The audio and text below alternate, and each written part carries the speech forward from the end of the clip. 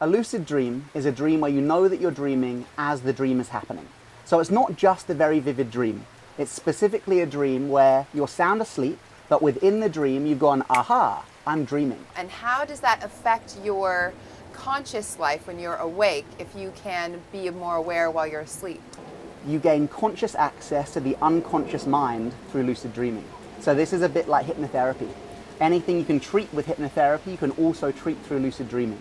Did you have any obstacles or crisis or trauma that lucid dreaming and your Tibetan Buddhism study has helped you overcome? Yeah, the first time I really saw the kind of full potential of lucid dreaming was when I cured myself from a series of nightmares I'd been having after a drugs overdose when I was 17. It's a long story, but I took too many drugs, my heart stopped, I had this full-on near-death experience thing with a tunnel and everything, and it wasn't all rainbows and light, it was like effing scary. And afterwards it led to what I now realize were post-traumatic stress nightmares. So every week after the incident for like 4 months, I'd have these terrible, terrible nightmares. I was even trying to keep myself awake so I wouldn't have to go to sleep and have them. And at that time I had been practicing lucid dreaming, but I'd read in one of the books that if you could become lucid in your nightmares and turn to face the source of the nightmare, the trauma that was creating the nightmare, you could integrate the source of that trauma. So I became lucid in one of these recurring nightmare dreams, and rather than running or try to wake myself up, which is the classic thing to try and do, I turned to face the source of the nightmare. I just turned to it and I said, I see you, as in like, I get it, you're a nightmare, you're not real. And it completely transformed. And I woke up and I never had the nightmares again. A lot of what I'm experiencing in my life right now has to do around grief.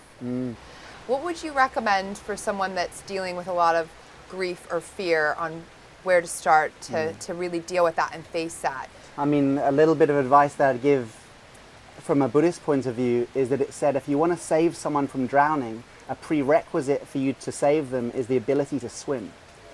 So I think working collectively is brilliant, but I also think one of the most important things we can do is to work on ourselves, work on our own ability to swim in the waters of our mind so we can help others if they are drowning in theirs. What would you recommend for someone that's really having trouble meditating, like legitimately meditating? Unfortunately, the way meditation's been taught in the West, things like blank your mind, be without thoughts, has completely pathologized the natural state of the mind. From a Tibetan point of view, they say asking for a mind without thoughts is like asking for tea without tea leaves. It's an impossibility. So thoughts aren't the enemy. It's about making friends with the thoughts, like we can make friends with the waves in the mind, and then learn to go surfing rather than going, oh my God, the sea's too choppy to go out in, or my mind's too crazy to sit in.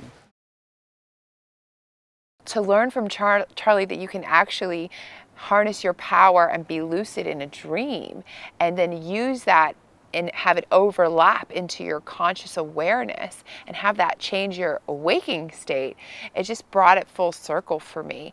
And he really explained in detail, again, about a process of transformation that we all have to go through, and embracing that, like the mud in the lotus. The lotus can't grow without the mud, and fighting the mud and growing the roots.